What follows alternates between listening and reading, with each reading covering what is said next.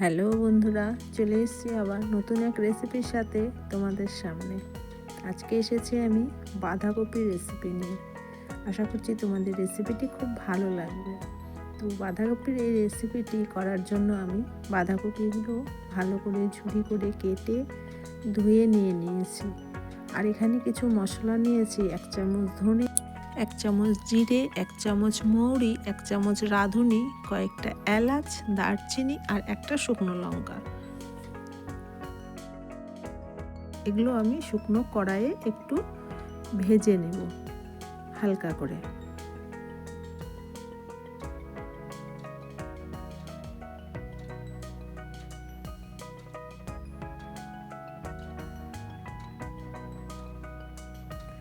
খুব বেশি ভাজবো না, হালকা করে জাস্ট একটা স্মেল আসলেই আমি কড়াই থেকে উঠিয়ে নেব।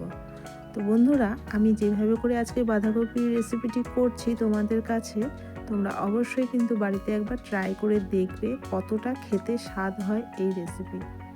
অনেকেই বাঁধাকপি খেতে চায় না, কিন্তু এভাবে করে করলে দেখবে সবাই খাবে। তো কড়াইয়ে তেল দিয়ে দিয়েছি, একটা তেজপাতা ছিঁড়ে দিয়ে দিলাম, 2টো শুকনো লঙ্কা দিয়ে দিয়েছি, আর দিলাম সামান্য পরিমাণে জিরে দিয়ে ফোড়ন দিয়ে নিচ্ছি। ফোড়নটা ভালো করে আমি ভেজে নেব।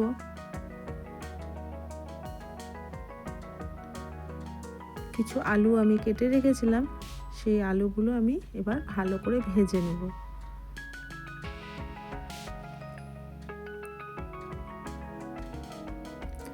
বন্ধুরা, শীতকালে তো ফুলকপি, বাঁধাকপি, বিভিন্ন রকমের শাকসবজি পাওয়া যায়। তো এর মধ্যে ফুলকপি, বাঁধাকপিটা মেনলি প্রত্যেকের বাড়িতেই ফুলকপি, বাঁধাকপি আসে। তো এক একজন এক এক প্রসেসে রান্না করে। তো এই প্রসেসে কিন্তু অবশ্যই একবার রান্না করে দেখবে কেমন লাগে খেতে। তো সামান্য পরিমাণে হলুদ দিয়ে দিলাম, দিয়ে আমি আলুটা ভালো করে ভেজে নেব।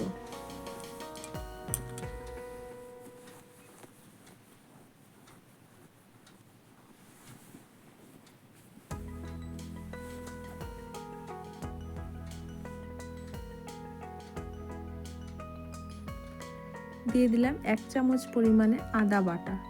আমি এখানে ক্র্যাশ করে দিয়েছি ক্র্যাশারে, তোমরা পারলে বেটেও দিতে পারো। আমি আদাটা ভালো করে একটু তেলে ভেজে নিচ্ছি, যে আদার গন্ধটা চলে যাক। তারপরে আমি আরও সব মশলা দেব। দিয়ে দিলাম 1 চামচ জিরে গুঁড়ো আর 1 চামচ লাল লঙ্কার গুঁড়ো।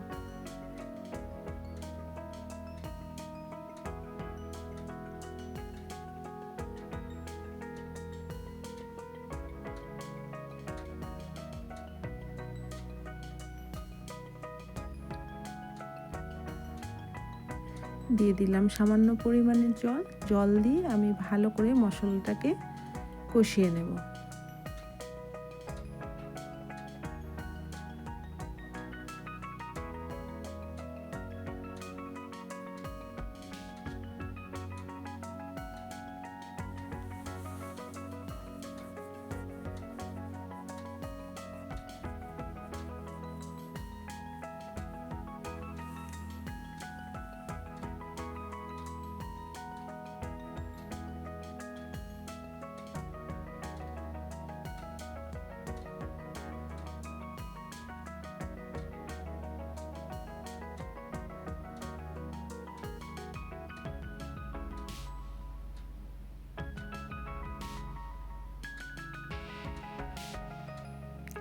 দিয়ে দিলাম প্রয়োজন মতন হলুদ, দিয়ে আমি ভালো করে নেড়ে চেড়ে নিচ্ছি।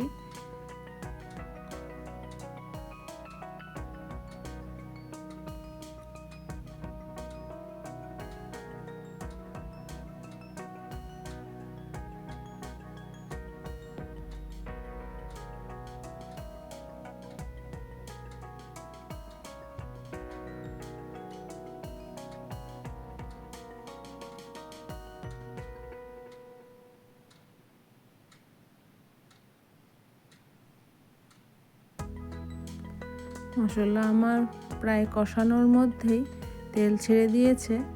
তো এবার আমি দিয়ে দিলাম বাঁধাকপিগুলো।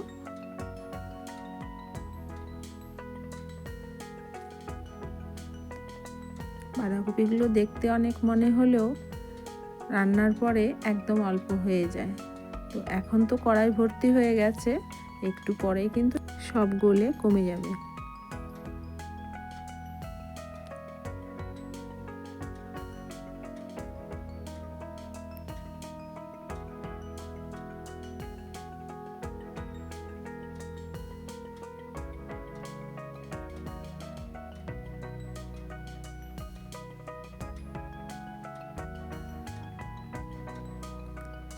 এবার বাঁধাকপিটাকে আমি একটু ঢেকে দেব।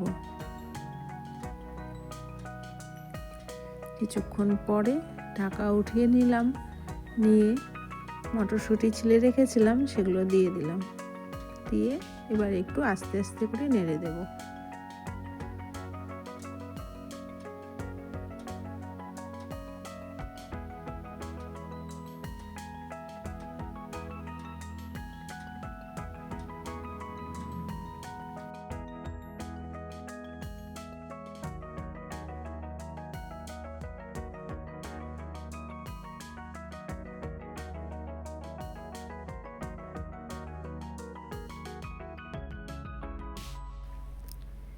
দিয়ে দিচ্ছি কয়েকটা কাঁচা লঙ্কা,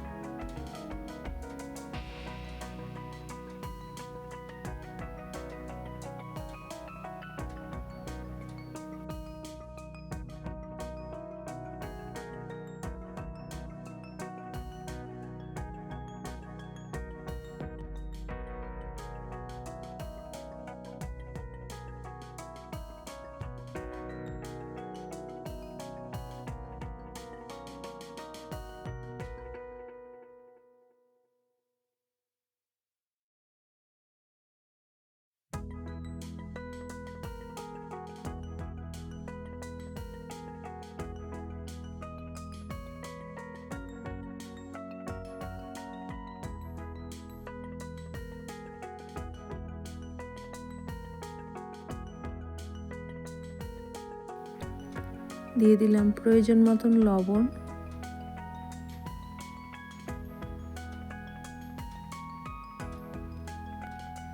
দিয়ে ভালো করে নেড়ে নেব। বাঁধাকপিটা গলে অনেকটাই কমে গেছে, এবার লবণ দেওয়ার পরে আরও কিন্তু কমে যাবে।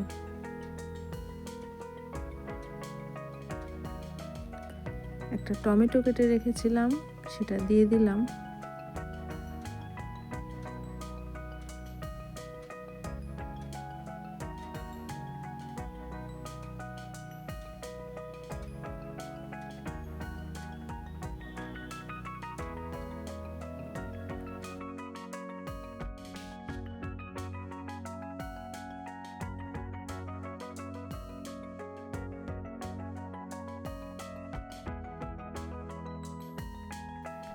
দেখো বন্ধুরা বাঁধাকপিটা কতটা কমে গেছে, একদম অল্প পরিমাণে হয়ে গেছে।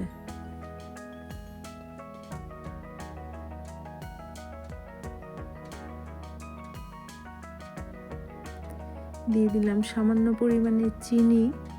চিনিটা দিলে নিরামিষ সবজির স্বাদের ব্যালেন্সটা ঠিক থাকে।